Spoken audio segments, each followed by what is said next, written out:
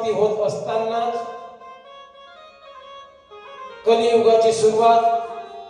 आणि कलियुगाची सुरुवात केव्हा झाली तर कली जोपर्यंत धर्म अस्तित्वामध्ये होता म्हणजे भगवान कृष्ण, धर्म म्हणजे कृष्ण, इथं असताना कलियुगाची डाळ शिजली नाही। तर मग हे सर्व जे पांडव आहे हे आपले स्वर्गारोहण झालं, यांनी स्वर्गाला निघून गेले आपल्या आपल्या परीनं।